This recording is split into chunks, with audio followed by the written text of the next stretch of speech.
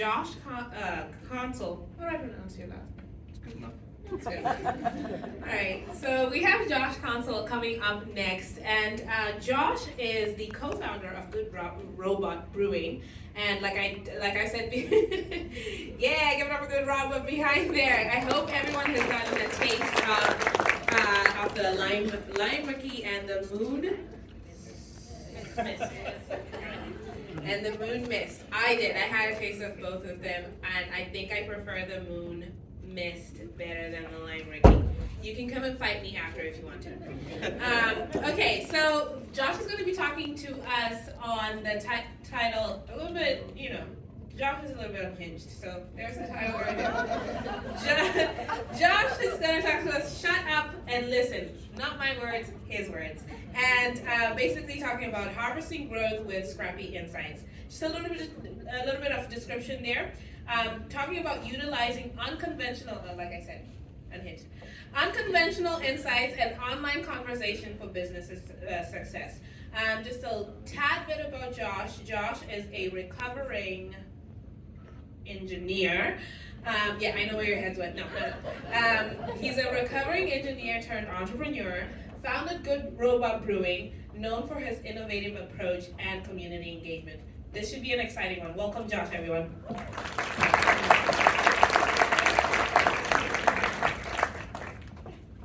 Okay. Flick me on. There we go. Sensatorial.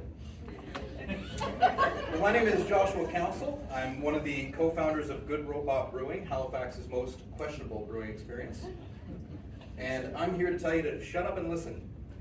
Advice that I wish I gave myself now and then. Harvesting growth with Scrappy insights. And what I mean by that is we're a small business. Love YouTube, love Google, don't work there, don't have the budget for a lot of the advertisement expense and whatnot. So everything I tell you today is free, which hopefully comes in handy.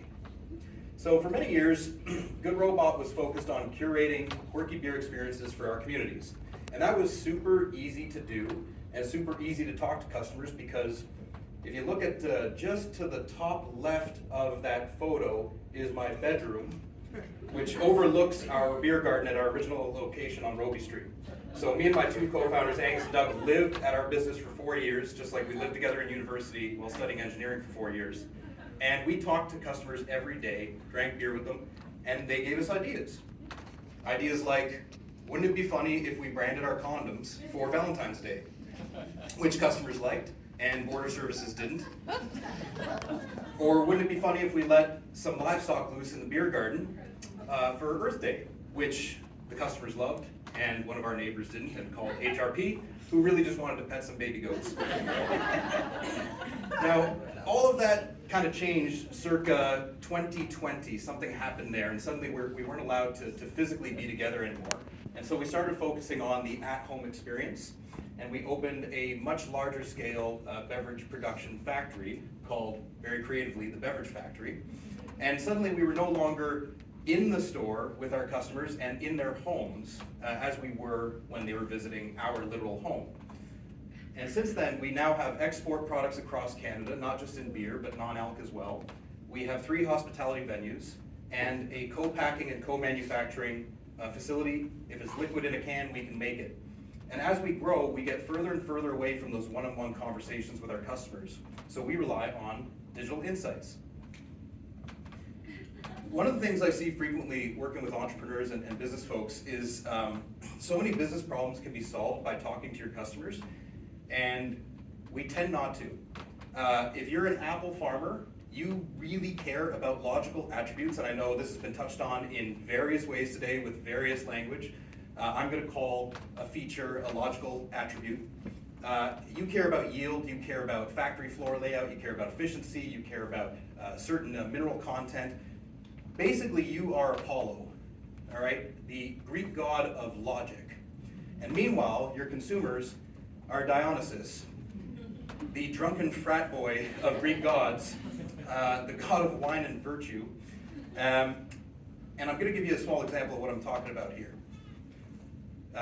This product came out circa 20-something. It's a Blendtec blender. It has an incredibly powerful motor. You could mow your lawn with that thing. It had the hardest and fastest blades in the market, and yet all consumers wanted to know about it was, yeah, but can it blend a cell phone? And so the founder there, rather than try to argue with them and talk about features, again, drunken frat boy Dionysus, he decided to actually listen to customers and start showcasing the real questions they were asking about it, like, can it blend a smartphone, or a hockey puck, or a bag of marbles? And with $50 ad spend on YouTube, was able to drive 1,000% sales growth in the first week they started doing this alone with a Will It Blend series. I'm sure most of you have heard of this.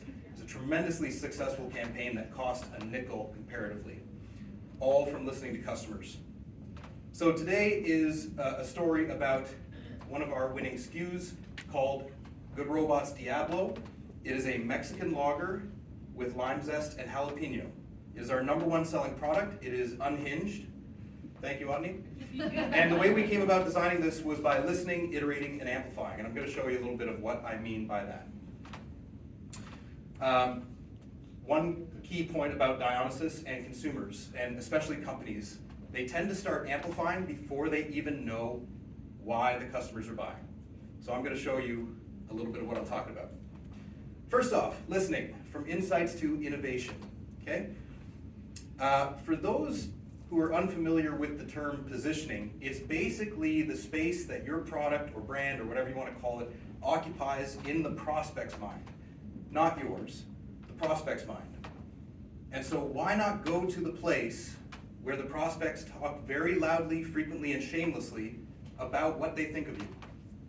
The internet. Okay? You mentioned Google Trends earlier, Susan, a phenomenal tool. Free, takes about 10 minutes to learn. And what I really like using Google Trends for is to see, is something a recurring buying occasion, like we saw on Pinterest earlier? Is it a flash in the pan, or is it a steadily growing incline of a trend? For example, from 2004 Canada to present, you've probably seen a lot of media recently about low and especially no alcohol beers. You can see the search term frequency, especially of no alcohol, in Canada in the last few years really bumping high. Seems like a winning category to invest in. Here are those same categories and searches compared to just beer. You see how the red and blue line suddenly became really tiny and insignificant? Okay? This is how human brains are wired anthropologically, is we notice anomalous signals, because historically we recognize those as threats. When something changes in the environment, it's a threat. And so we notice media trends that are suddenly new, and, rather than statistical and consistent evidence. If you live on a block for 300 years somehow, and that block goes 300 years without a murder, and then there's a murder, you are going to be the murder block for probably the next 120 years, even though it's statistically insignificant. Okay? So, how do we use this information? One of our employees, we didn't ask them to do this, they just did it for fun. They decided to stand at an NSLC. If you're from out of province, that's our liquor corporation. They stood there for an afternoon asking consumers why they were picking up this product versus that craft beer product. And they got a surprising amount of responses from people saying, well, they're the same price, but this one has more booze. Now I would be, right? Whoa. Now I would love to think that our category buyer is a little bit more advanced than that, but fundamentally it begs the question, is there a strong consumer base that prefers high alcohol beverages even though you're seeing the no and low alcohol trend? So we did a very crude insight. We actually had these insights already, but it's better storytelling if I lie slightly. So we sent out an email to customers. It was about 1,100 person sample size. Since you mentioned I'm not obligated to report that, but recovering engineer. And we asked them, all things being considered, what is your ideal alcohol by volume? 2 to 3%, 3.1 to 4.2, and so on and so forth. And against intuition, these were the results. The two highest categories of all things considered that they preferred were 5.4 to 6.5 and 6.5 and up. And that was even higher in the Eastern Seaboard, where craft beer is much more developed than it is here. So we developed a product based on that. Tropical Storm. Each one a different alcohol percentage, with the most important product attribute, 4% alcohol, 5, 6, and 7, front and center in big bold colors. This was our number 2 selling multi-pack in-house last year. And guess which one of the 4, when sold individually, sold the most? 7. Yeah, you booze hounds. Number one. 7%. With all this low and no alcohol, this is the one. I bet if we put out an 8 tomorrow, it would be the number 1. Right? Poor Dionysus is going to be sleeping on the couch tonight. So, category 7, top seller of that. It even got an NSLC listing. So, here is, now here's another trend. Low alcohol, non-alcohol, light beer. A little more even the odds. No alcohol and low alcohol raising in the last few years, especially low alcohol, been steadily raising for some time. Light beer, steadily increasing since 2004. So leveraging this information, plus a very healthy unpaid bump from Susan at Google, we released, or are releasing, Good Robot Ultra, a low-cal, local option that has both indulgence and weight management baked into the product. I have no idea how this is going to perform. We'll see. So follow us on social media to kind of watch the story. Could be a flop. Another free tool we take advantage of all the time, review mining. Okay, I absolutely love online reviews. I don't know why there are so many business owners who don't read them, but what they do is you can take hundreds of them and then dump them into ChatGPT and actually analyze your business for intel.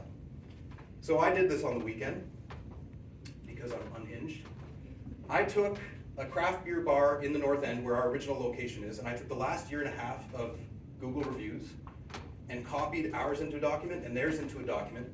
I used what they call a prompt splitter because ChatGPT can only take 15,000 characters of information at the same time. If you Google GPT prompt splitter, you'll find tons for free. And then asked ChatGPT to tell me my original Robie Street craft beer bar's competitive advantage over this competitor, who will remain unnamed, still will. So a competitor excels in offering exceptional beer quality, a curated selection, and knowledgeable staff, while Good Robot stands out for welcoming atmosphere, community engagement, including entertainment events.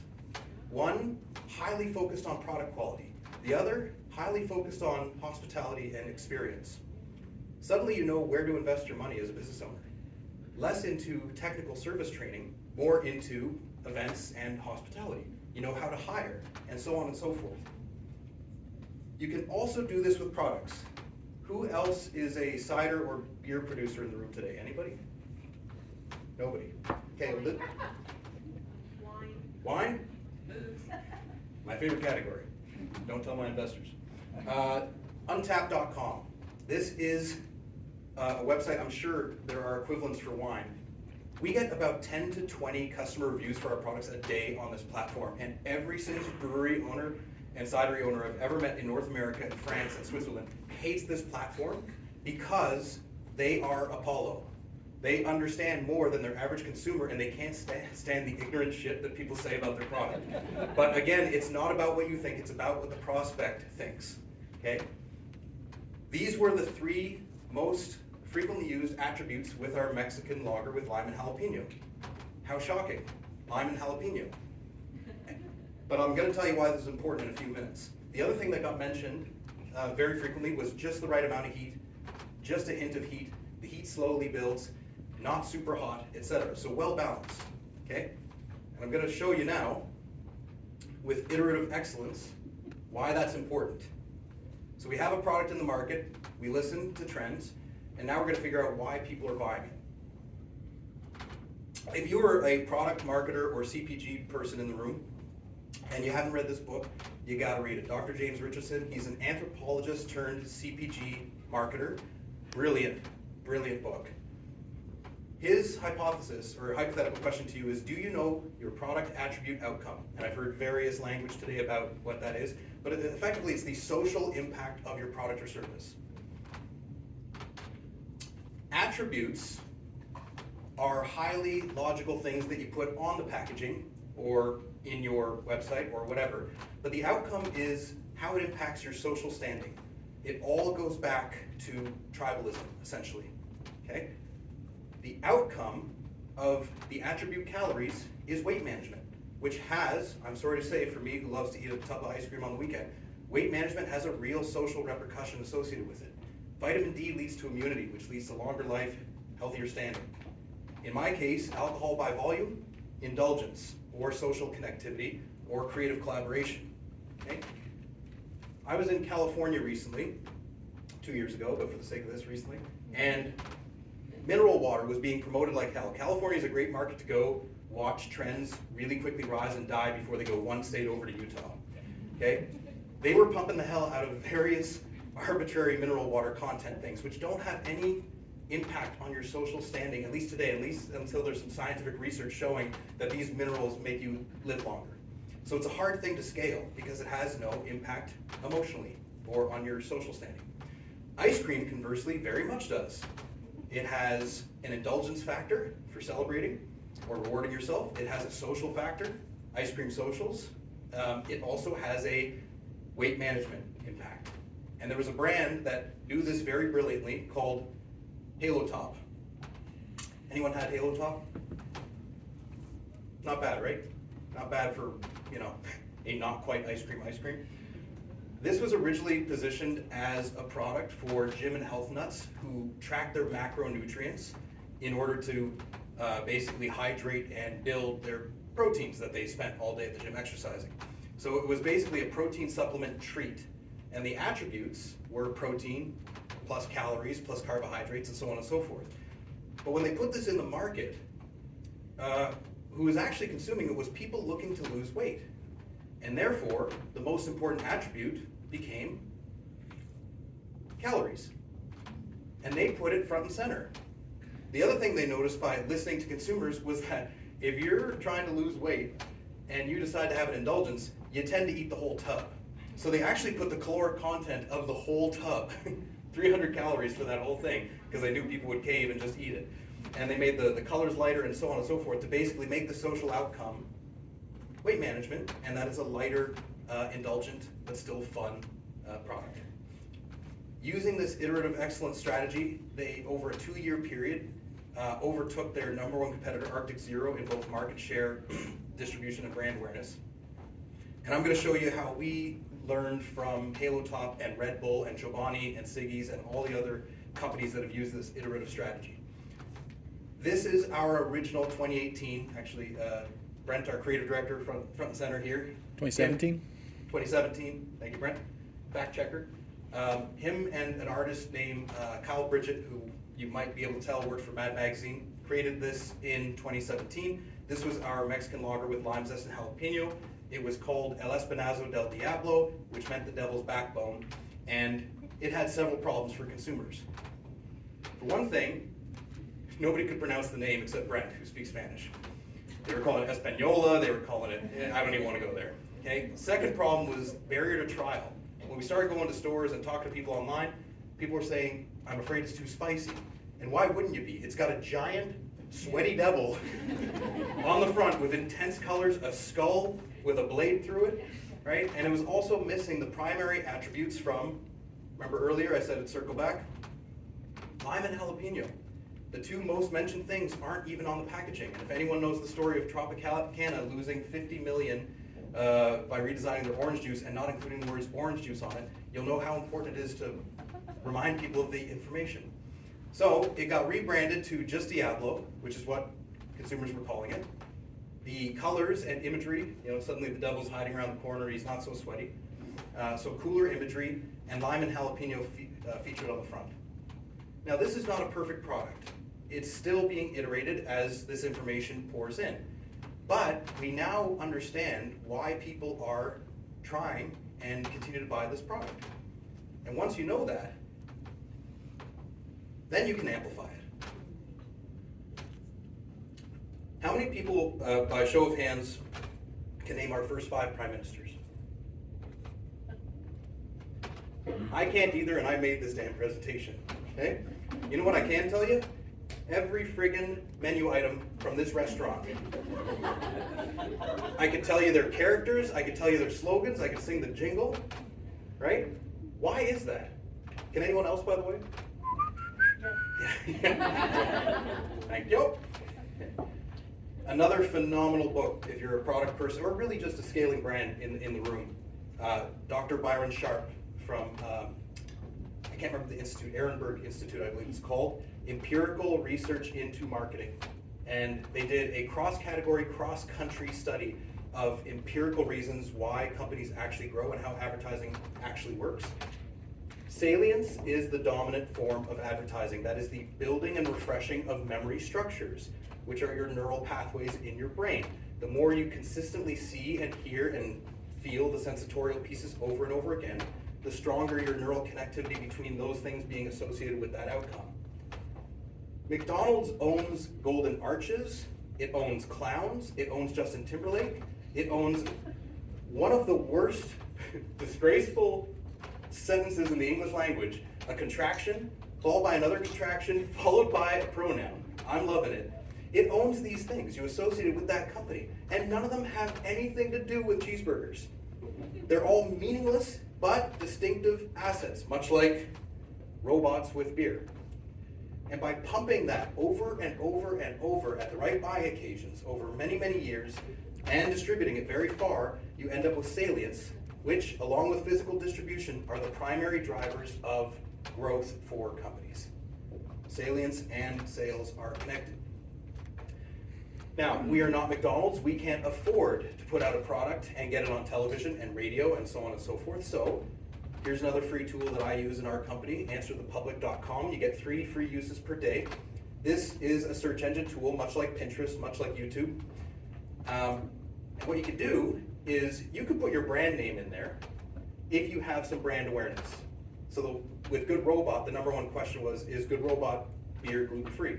Which tells me that we're not amplifying that loud enough and what that means. But if you don't have a lot of brand awareness, you can look at your category or things that are adjacent to your category. In this case, craft beer. Here are some of the top search results in Canada in the last year associated with craft beer. Is craft beer good for you? Again, health. The number one, if you pile them all together, it's all health related, including, can craft beer give you diarrhea? Again, I would not have guessed that that was a primary concern with my category. Brent and I are having a meeting about this next week. Okay? And what you could do is you could do this on other search engines like YouTube, phenomenal one. Google is so great at sharing information. You just put the term in and it tells you the top searches.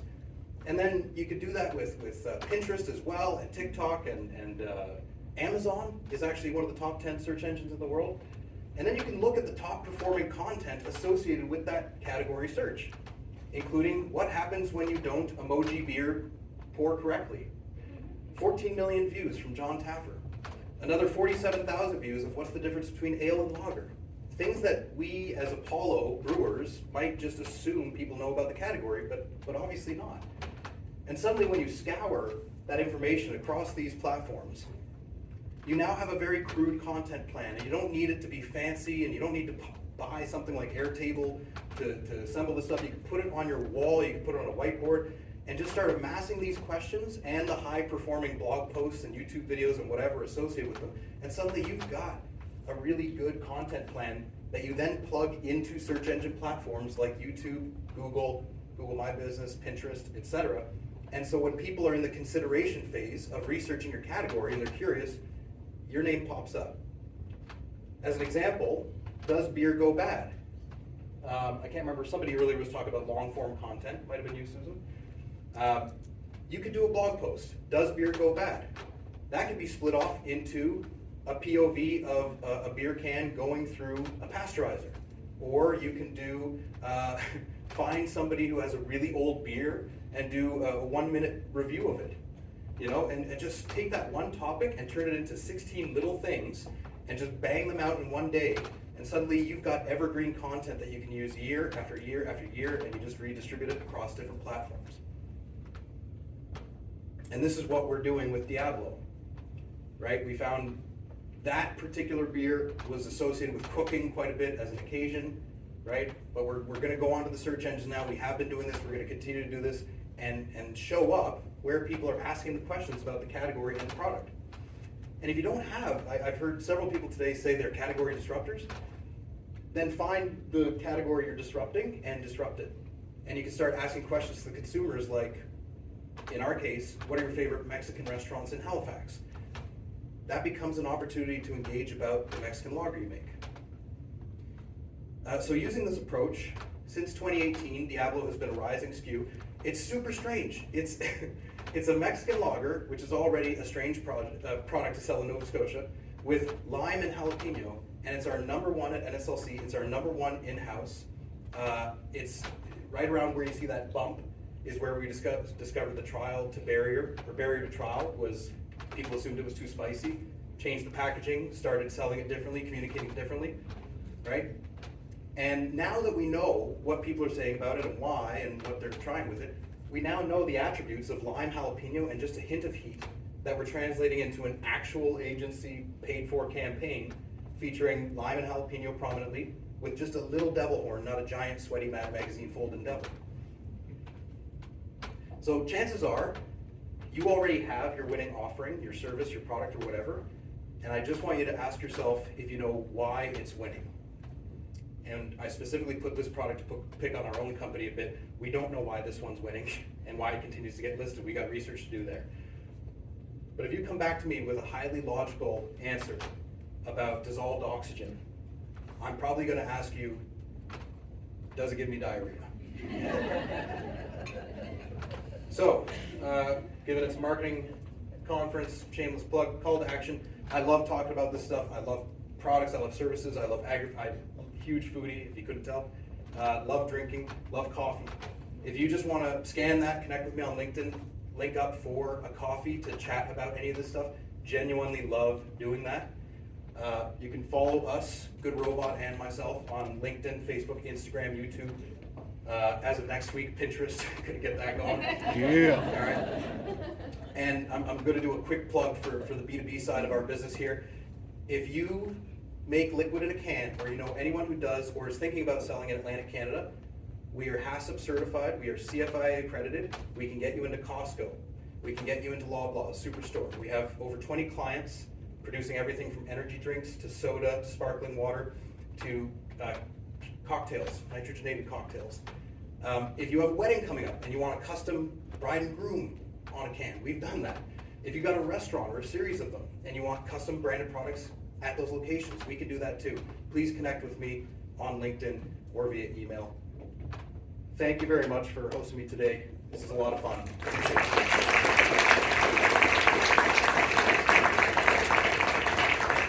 Alrighty, any questions for Josh?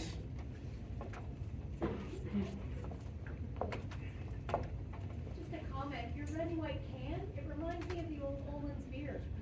Funny about I'm that. that old.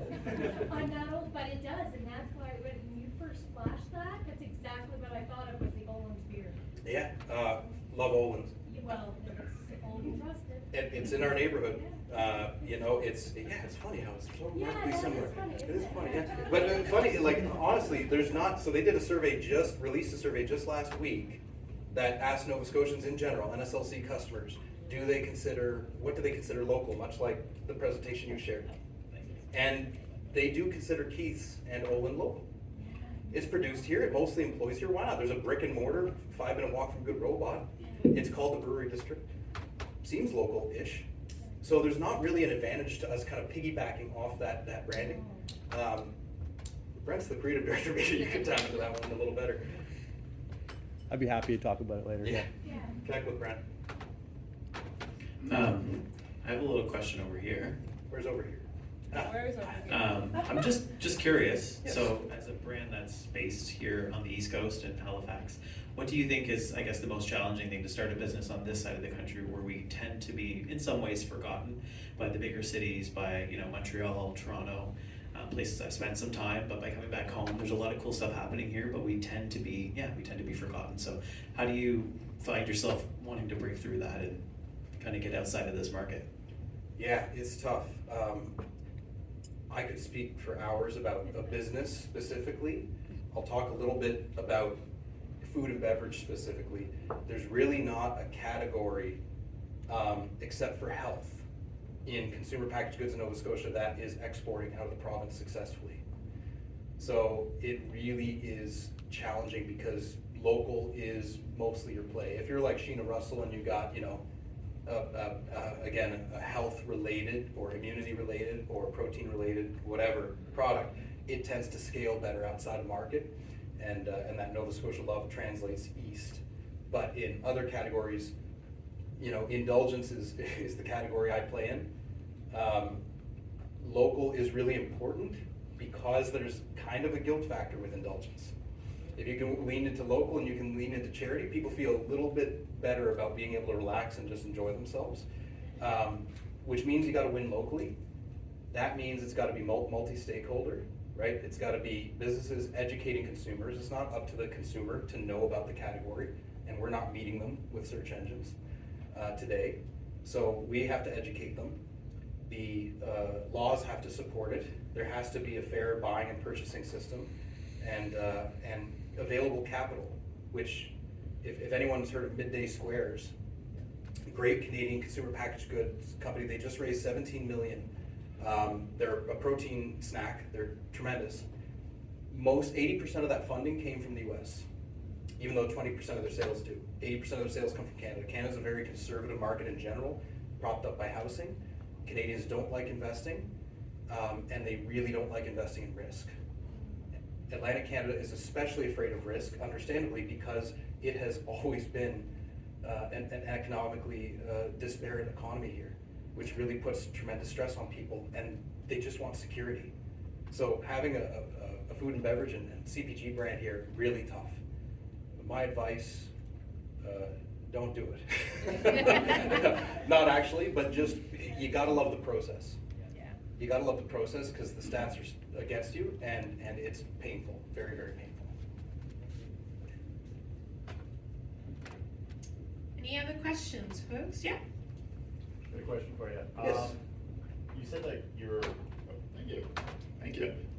You said that you were going and asking people every day at your brewery location on Roby, hey, what do you, like, I don't want to paraphrase, but when you were asking them questions about why do you drink my beer, what were those questions and why did you phrase them that way? Oh, good question. I come from an acting family.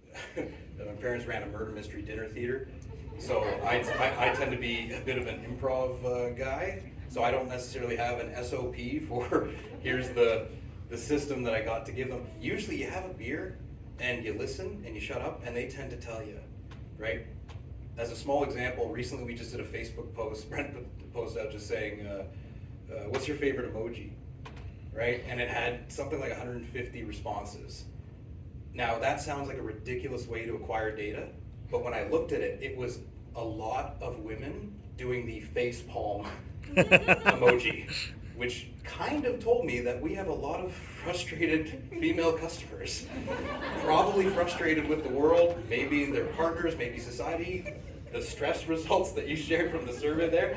Meanwhile, the 200K a year white dudes are just like, yeah, fuck it, shit's good. So, that tells us a little bit about our category buyer. And I couldn't give you an honest answer that says, here's exactly what I asked. But if you just chat with them and give them a good amount of leeway, they tend to tell you. And then when you act on it, they're blown away. They're absolutely blown away.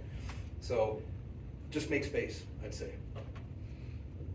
That said, Dr. James Richardson does actually have good questions in his book about how to figure out why people are buying your products. So I can't remember the top of mind, but worth checking out. That help? Okay. And you can grab me outside. I'll be here all day. So does craft beer give us diarrhea? Depends on if you want it to or not. So the funny thing with beer is, I don't know if there's any, besides our friends from the government here, regulatory folks in the room, alcohol tends to be, from a health perspective, relatively unregulated because ethanol kills virtually anything that can hurt a human. So there's really nothing in a beer organically that can come in, unlike say milk or coffee or whatnot, that can survive against ethanol. There are cases historically, about 20 years ago, Budweiser, I think, King of the Hill did an awesome episode on it, of there was a tainted batch with soap. They didn't rinse out the cans properly, and that gave, forgive the pun, a shitload of people diarrhea. So it's not it's not impossible, but it's not a category specific thing. Because again, ethanol, there's never, at least as far as I know, any recorded case of an alcoholic product killing someone because of a bacterial infection in the product. Last question. It's me. Where do you purchase your hops? All over. Germany, Japan, United States, Canada. Any in Nova Scotia? No. No. Is that something you would be interested in? Yes. I'm the wrong person to connect with there. But Kelly Robinson, she's our brewer. She's a phenomenal human, tremendous leader. She's just started the taproom exclusive program again, so smaller batch stuff. Nova Scotia hops, we've tried growing them ourselves. One of the founders is, well, both the other founders that aren't me are farmers by nature. Tried growing them. Really tough yield in this climate. Really poor climate for that type versus the West Coast where you have a certain amount of sunshine and whatnot. We've never, as a consumer, I've never had a beer here made with Nova Scotia hops that tasted good to me. Supply chain with craft beer sucks. There's no doubt about it. The malt supply regionally, it's a really tough thing to scale. It's really tough to make it consistent. It is happening. Tanner Brewing has been in the process of converting all their historical recipes into 100% regional. Kudos to that guy. I think our business would go under if we changed it. The consumer would notice and would stop buying or complain so much that others would caution. So you got to do really slow, incremental, iterative pieces like that and you got to communicate the hell out of them. So would I consider it? Yeah, absolutely, especially for small batch stuff. It's just we haven't had a reliable supply chain to be able to make that a reality today. Would love to see it. It's just not there. So what makes you local? That's a great question. I'm curious what you think.